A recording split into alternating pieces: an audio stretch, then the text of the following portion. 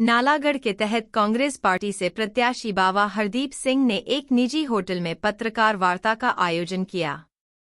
आपको बता दें कि इस पत्रकार वार्ता के दौरान उन्होंने अपना संकल्प पत्र जारी किया है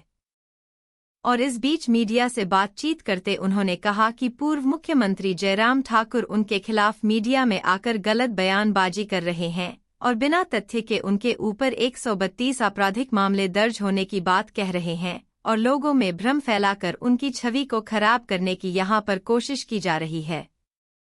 बाबा हरदीप सिंह ने चेतावनी देकर कहा है कि अगर जयराम ठाकुर के पास उनकी 132 मामलों को लेकर तथ्य या एफिडेविट हो तो जनता के सामने पेश करें। अगर उनके पास तथ्य सही पाए जाते हैं तो उन्होंने आज ही राजनीति छोड़ने की बात कही है और यह भी कहा है कि अगर जयराम ठाकुर के पास तथ्य नहीं है तो वह भी अपनी राजनीति से इस्तीफा दे।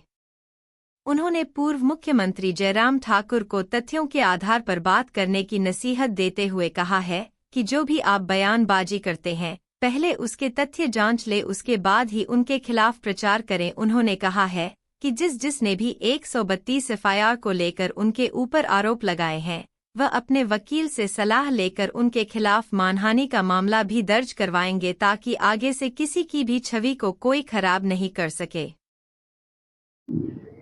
आए दिन बयानबाजी जो है उनकी तरफ से हो रही है। मैं पिछले कल जो है चुनाव प्रचार पे था पहाड़ी इलाके में और मुझे इलेक्ट्रॉनिक मीडिया के माध्यम से और आज प्रिंट मीडिया के माध्यम से जानकारी प्राप्त हुई कि माननीय हमारे पूर्व मुख्यमंत्री जो अभी नेता प्रतिपक्ष है उनके द्वारा मेरे ऊपर जो है जो आरोप लगाए गए हैं और ये कहा गया है कि मेरे ऊपर जो है कोई 132 केस है। मैं ये कहना चाहता हूँ कि कोई भी व्यक्ति जब चुनाव लड़ता है और वो जो है C1 के माध्यम से फॉर्म C1 के माध्यम से अपनी क्रिमिनल एंटीसीडेंट्स को जो है वो उजागर करता है और पब्लिक करता है। और चाहे हमारे कोई एसेट्स है, चाहे हमारा कोई लेन देन है, हमारे ऊपर कोई लोन है, हमारे ऊपर कोई देनदारी है, हमारे ऊपर कोई मुकदमे हैं, उसका पूरा ब्यौरा हम लोग जो है वो इलेक्शन कमीशन को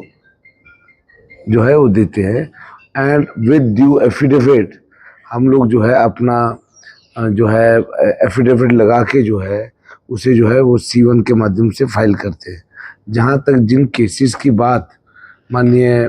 पूर्व मुख्यमंत्री ने कही मेरे लिए वो बहुत ही चौंकाने वाली बात है। और देखिए ये चुनाव चल रहा है, मैं ये कहना चाहता हूँ कि माननीय पूर्व मुख्यमंत्री जी का मैं बहुत सादर उनका सम्मान करता हूँ, हमारे सम्मानीय हैं। पर क्योंकि नालागढ़ विधानसभा का उपचुनाव चल रहा है और उनको जिम्मेवारी नालागढ़ उपचुनाव को जीतने की दी हुई है भाजपा की तरफ से,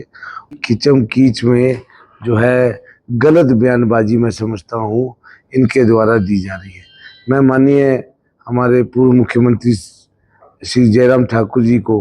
मैं उनसे आग्रह करना चाहता हूँ, उनसे आज मीडिया के माध्यम से ये विनती भी करता हूँ क्योंकि मैंने as candidate of Indian National Congress party मैंने जो एफिडेविट फाइल किया है और C1 के तहत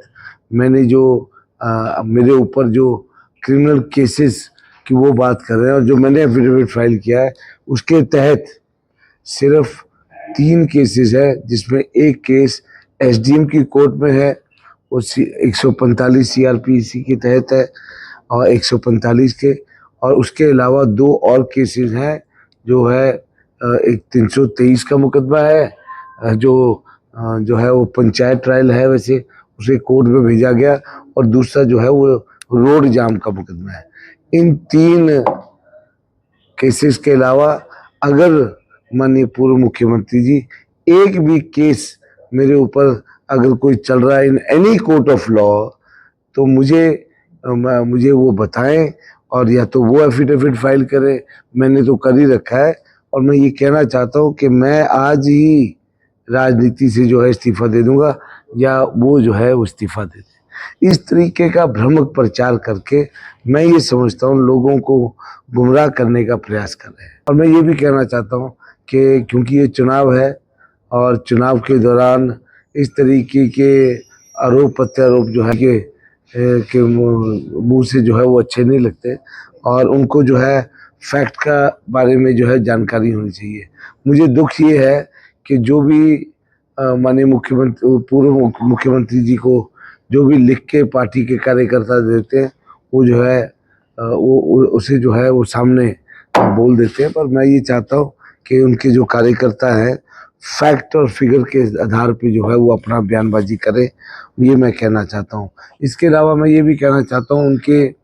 पूर्व की जो भाजपा सरकार रही मेरे ऊपर जो बिना तथ्य के विदाउट फैक्ट्स जो मेरे ऊपर दोषारोपण करने का प्रयास माननीय पूर्व मुख्यमंत्री जी कर रहे हैं, मैं उनको सिर्फ इतना कहना चाहता हूँ कि आपके पास हो सकता है कोई कागज़ हो जिसमें मेरा नाम लिख के जो है 132 केसेस का जिक्र जो आप कर रहे हैं, मैं चाहता हूँ कि आप लोग, मैं क्योंकि इसमें कानूनी राय भी ले रहा हूँ और मैं अपने वकील से बात करने के बाद जो है मानहानि का केस भी अगर ये लोग इसी तरीके से इसको प्रचार करते रहे तो जो व्यक्ति इस पे प्रचार करेंगे इस तरीके का उनके ऊपर मानहानि का केस भी दर्ज किया जाएगा।